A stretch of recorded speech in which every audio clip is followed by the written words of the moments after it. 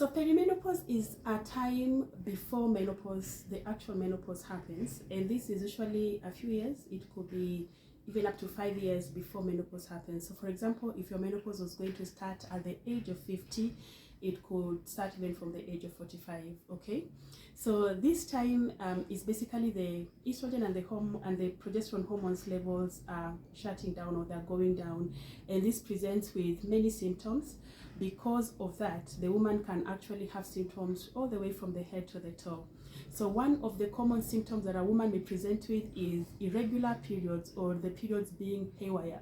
So sometimes you may get that initially your periods were very regular, you were getting them every month, but then all of a sudden they begin skipping a few months, or they come like twice a month, or they come and it's too heavy, or it goes for too long, or it's very light, or it can even just disappear for even 6 months.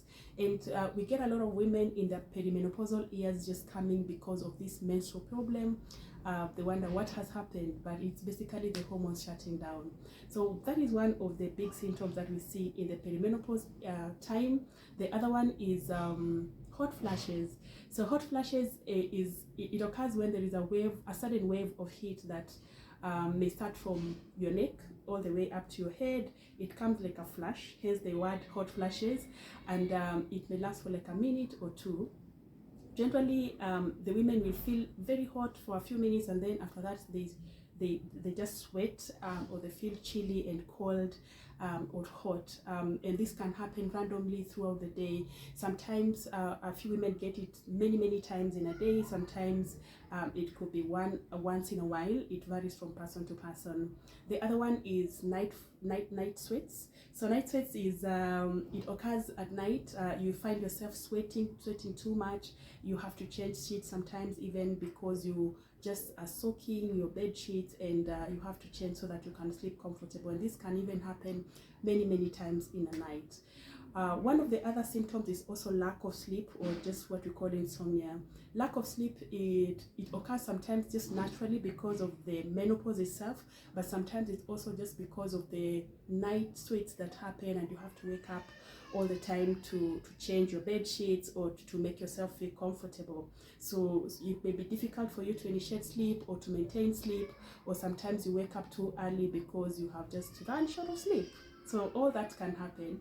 The other one is your bones may get weak, what we call osteoporosis, and osteoporosis may sometimes present with very easy fractures. You find like maybe you are walking, you slip, you fall, oops, your bones have broken just because your bones are very weak.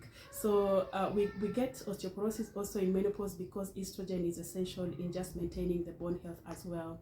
Okay, one of the other symptoms is also vaginal dryness, and what we call genital dryness, and this happens because also because of the lack of estrogen. So you may find that maybe during sexual intercourse you get too dry, or it becomes a bit too uncomfortable, or even painful, or sometimes you may even bleed because of the dryness that comes with the lack of estrogen. So that can also happen, and that can also present sometimes with some bit of irritation or itchiness, or and some women actually can even mistake this to recurrent yeast infections. You may find that these older women keep coming and saying, oh, I have this yeast infection that is very stubborn, but in reality it's actually menopause that is happening.